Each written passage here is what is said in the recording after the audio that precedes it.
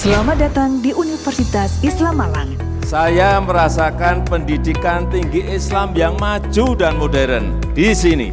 Mari bergabung bersama Unisma Malang, kampus unggul berdaya saing menuju world class university.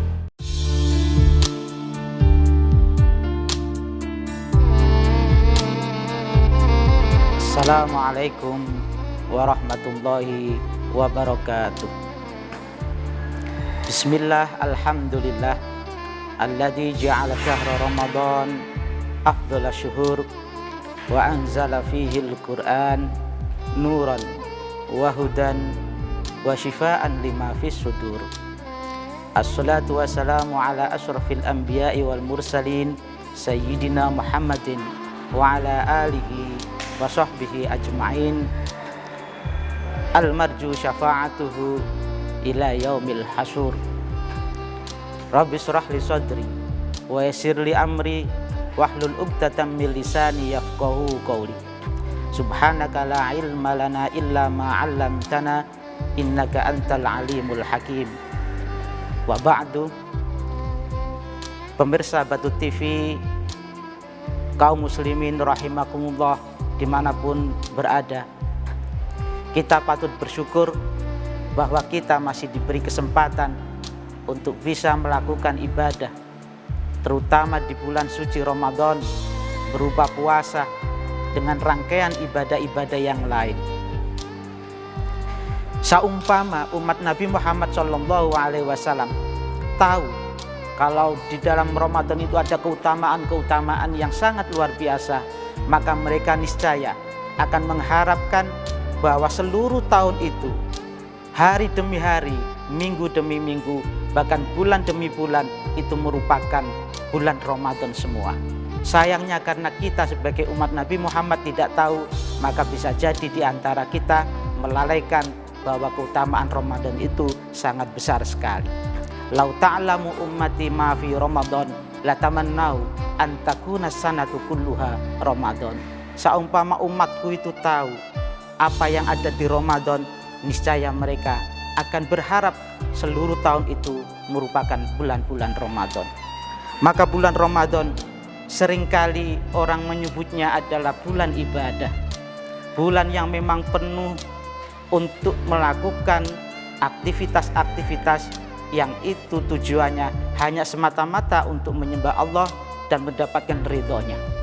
Ini sebagian orang mengatakan bahwa syahrul Ramadan adalah syahrul ibadah.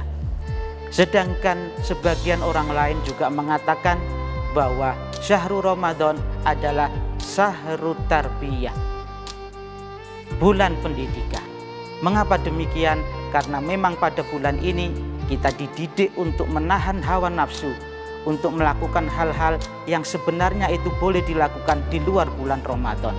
Maka dari itu, momen pendidikan yang itu ditujukan untuk mendidik kita, terutama hawa nafsu kita, itu kita lakukan dengan cara memperbanyak ibadah-ibadah, baik yang itu sifatnya wajib maupun yang sifatnya sunnah.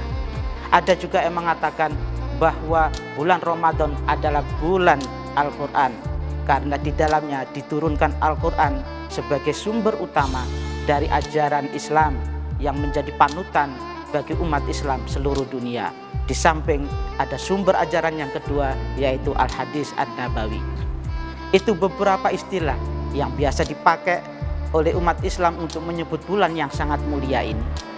Maka saking mulianya, Rasulullah SAW dalam akhir-akhir bulan Ramadan biasanya melakukan sebuah ibadah yang dilakukan penuh di dalam masjid. Ibadah tersebut disebut dengan ibadah i'tikaf. Arti i'tikaf sendiri adalah menetap diri di dalam masjid hanya untuk mendapatkan ridho Allah Subhanahu wa ta'ala.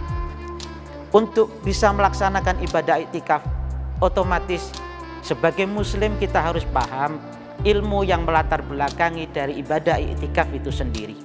Maka rukun dan syaratnya kita harus tahu, kita harus paham. Beberapa rukun yang harus dipenuhi agar i'tikaf itu menjadi sah menurut konsep ajaran Islam Pertama adalah iktikaf ini harus dilalui dengan niat. Karena niatlah yang menjadi pembeda antara satu perbuatan dengan ibadah. Kalau hanya berdiam diri di masjid tetapi tidak diniatkan untuk iktikaf, maka berdiam diri di masjid tersebut bukanlah menjadi sebuah nilai ibadah. Maka penting untuk melakukan niat.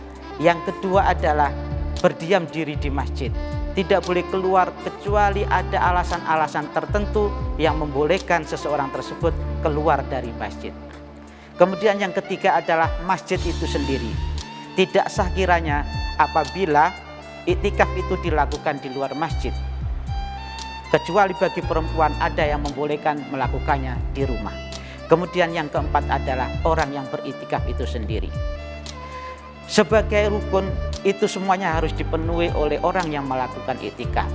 Maka di samping rukun yang sebagai syarat untuk kita bisa melakukan ibadah iktikaf, ada etika yang juga harus diperhatikan oleh orang yang melakukan ibadah iktikaf. Salah satu etika yang dikemukakan oleh Imam Al-Ghazali dalam Al-Adab Fiddin adalah dawamud dzikr. Senantiasa orang yang melakukan ibadah iktikaf selayaknya senantiasa tidak putus dari zikir kepada Allah dengan senantiasa melantunkan kalimat-kalimat thayyibah. Saya kira momen Ramadan ini akan bisa menjadi momen terbaik untuk meningkatkan ibadah kita. Semoga kita bisa melakukan ibadah, terutama ibadah iktikaf di masjid. Dan semoga apa yang kami sampaikan bisa bermanfaat. Kurang lebihnya mohon maaf. Wallahul muwaffiq ila aqwamit thoriq. Wassalamualaikum warahmatullahi wabarakatuh. Selamat datang di Universitas Islam Malang. Saya merasakan pendidikan tinggi Islam yang maju dan modern di sini. Mari bergabung bersama Unisma Malang, kampus unggul, berdaya saing, menuju world class university.